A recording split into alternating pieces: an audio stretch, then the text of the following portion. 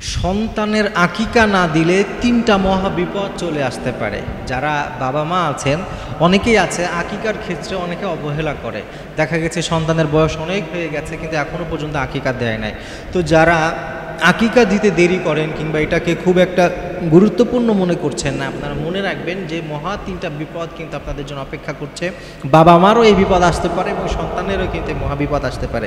কারণ হাদিসের মধ্যে সুনানে আবু দাউদ সহ তিরমিজির বর্ণনায় এসেছে, বিশ্বনবী সাল্লাল্লাহু আলাইহি ওয়াসাল্লাম বলেছেন, এই যে আকিকা, প্রত্যেকটা সন্তানের জন্য যে আকিকাটা দেওয়া হয়, আকিকাটা দেওয়ার মাধ্যমে বিশ্বনবী বলছেন যে শয়তানের থেকে তার বাঁধন মুক্ত করে দেওয়া হয়। তার মানে একটা দুষ্ট শয়তান বা একটা দুষ্ট জিন ওই বাচ্চার কোনো ক্ষতি করতে পারে না। কিন্তু যাদের আকিকা দেওয়া না হয়, ওই বাচ্চার কিন্তু শয়তান বলেন কিংবা দুষ্ট জিন বলেন, তারা বেশি আক্রমণ করতে পারে।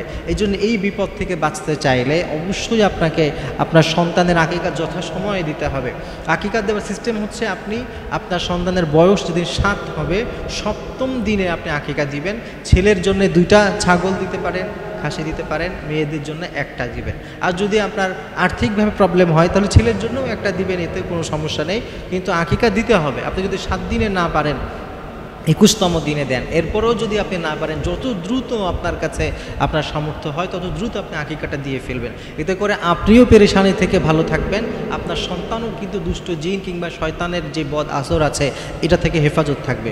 এটা হচ্ছে 1 নম্বর। 2 নম্বরে যে বিপদ আপনার আসতে পারে সেটা হচ্ছে, আল্লামা ইবনুল কাইয়্যিম রাহিমাহুল্লাহ তিনি এই হাদিসের অনেকগুলা চমৎকার ব্যাখ্যা করেছেন। সেটার মধ্যে তিনি বলেছেন, যখন আকিকা করা হয়, আকিকার মাধ্যমে একটা বাচ্চা সুরক্ষিত থাকে, সব রকমের বিপদ আপদ থেকে আল্লাহ তাআলা তাকে হেফাজত করেন, সুরক্ষা দেন। এটা কিন্তু বিভিন্ন হাদিস থেকে আমরা জানতে পারি। কিন্তু যেই বাচ্চার আকিকা দেওয়া হয় না, সে কিন্তু আল্লাহর যে সুরক্ষা বলয় আছে সেটা থেকে সে মাহরুম হয়।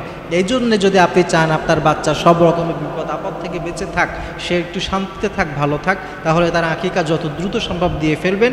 এটা যদি না দেন, সে কিন্তু বিভিন্ন রকমের বিপদে, বিভিন্ন রকমের মুসিবতের মধ্যে পড়তে পারে। যে সুরক্ষার মধ্যে আপনার বাচ্চার থাকা কথা ছিল, সেটা থেকে কিন্তু সে মাহরুম হতে পারে। এই জন্য এই বিপদ থেকে বাঁচতে চাইলে অবশ্যই যত দ্রুত সম্ভব ইনশাআল্লাহ তারা আপনার বাচ্চার আকিকা দেওয়ার চেষ্টা করবেন। 3 নম্বর আর একটা বিপদ আছে, সেটি হচ্ছে আপনার বাচ্চার উপরে যে রহমত এবং বরকত আসার কথা ছিল সেটা কিন্তু কমে যাবে। কারণ অনেকগুলো হাদিসের বর্ণনা এরকম আছে যে আকিকা দেওয়া এটাও কিন্তু একটা কৃতজ্ঞতার মতো। আল্লাহ তাআলার কোনো নিয়ামত পেলে আমরা যদি কৃতজ্ঞতা আদায় করি, আল্লাহ সেই নিয়ামত বাড়িয়ে দেন। আর কৃতজ্ঞতা আদায় না করলে আল্লাহ তাআলা আযাব দিবেন, পাকড়াও করবেন। এটা কোরআনের কথা। তো আমাদের বাচ্চা এটা তো অনেক বড় একটা নিয়ামত আল্লাহর পক্ষ থেকে।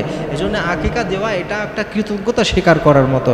এজন্য অবশ্যই চেষ্টা করবেন আকিকা দিতে, যাতে করে আল্লাহ তাআলা রহমত দেন। কিন্তু যদি আপনি আকিকা না দেন, যেন আপনি অকৃতজ্ঞ হইলেন, যেন আপনাকে আল্লাহ যে নিয়ামত দিল সেই নিয়ামতের আপনি শুকরিয়া আদায় করলেন না, তখন কিন্তু যে রহমতটা পাওয়ার কথা ছিল সেই রহমত থেকে আপনি বঞ্চিত হয়ে যাবেন। এজন্য প্রিয় ভাইয়েরা, প্রিয় বোনেরা, যারা আপনারা শুনবেন, আপনার সকলকে বলবো আমরা যে আপনারা অবশ্যই চেষ্টা করবেন আপনাদের বাচ্চার আকিকা এখনও না দিয়ে ফেললে যত দ্রুত সম্ভব দিয়ে ফেলার জন্যে, এবং সুন্নাহ সম্মত পদ্ধতিতে আকিকাটা দেওয়ার চেষ্টা করবেন। তাহলে কিন্তু ফলটা বেশি পাবেন। আল্লাহ তাআলা আমাদেরকে হাদিস অনুযায়ী আমল করার তৌফিক দান করুন।